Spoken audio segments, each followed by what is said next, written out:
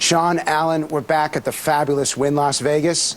They gave us this space because not only are they committed to good entertainment for their guests that stay here, but they're committed to the political process. And last night was a success for Democrats in the political process. How many of you, by show of hands, feel better about the Democratic candidates after watching that debate? I'd say it's everybody in this room. Now, there are three particular clips that stood out, and we're going to get our undecided Democrats to talk about them. The first one was by Hillary Clinton, and she talks about energy policy, and she uses a word to describe President Bush that may shock you guys, but it caused our Democrats to dial it through the roof. Remember, the higher that the lines go, the more favorable the reaction. Let's see how they dialed Hillary Clinton on energy. An energy policy that is totally wrong for America, for our future.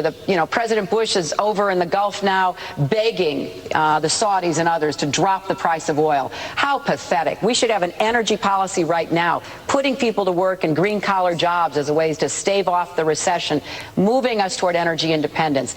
That's a very strong statement on behalf of Senator Clinton. Why did you react so favorably when she called the president pathetic? Why? Because he is. He is. All he cares about is lining the pockets of his corporate friends. Absolutely. He doesn't care about the middle class at all. No.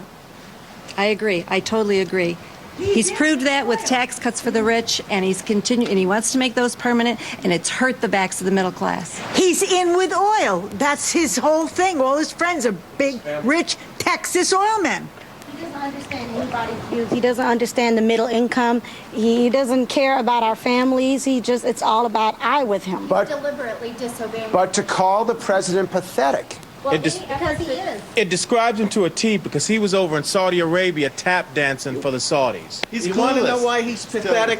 He's pathetic because he's been beating the war on terrorism drum for so long, and the real terrorism is corporate terrorism. I think more people have died from corporate terrorism than terrorists bombing us. I hope that you don't get a letter from the IRS in the next. Now, that was Hillary's strongest moment. Barack Obama also had an incredibly powerful moment when he talked about tax rates for Warren Buffett, who, by the way, is a Hillary Clinton supporter, the tax rates that he pays, and the secretary of Warren Buffett's and the tax rates that she pays. Let's take a look at how well he does when he talks about taxes. Warren Buffett makes $46 million last year, and he is paying a lower rate on a lower tax rate than his secretary. There is something fundamentally unjust about that. Yeah, and I think he acknowledges it. And he, by the way, he has offered $1 million to any CEO of a Fortune 500 company who can prove that they pay a higher tax rate than their secretary.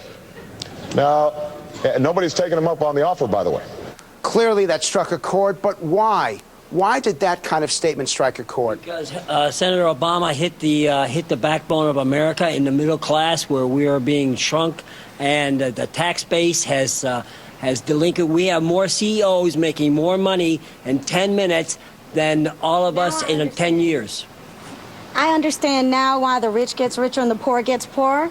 It's all about Bush. It's all about where he wants to be. Keep him on a pedestal. Right now, we're getting poorer because of that. The extremities of wealth and poverty has been an issue that's plagued not only this country but the world for forever. And it's nice to know that somebody in power is finally, sticking up for that issue. In the age of reality shows, that is a real show of reality. The rich get richer and the poor can't figure it out. It's the Good Old Boys Network. You scratch my back and I'll scratch yours. And you felt Obama addressed that directly? Yes, I do. Yeah, he touched me. He touched you. Okay. We've got one more clip to show you because John Edwards also performed quite well tonight. And in Edwards' case, it was something that they've talked about. The forgotten, the struggling, the middle class. Every time Edwards referred to the middle class, he scored incredibly favorably. Let's take a look at one of those clips.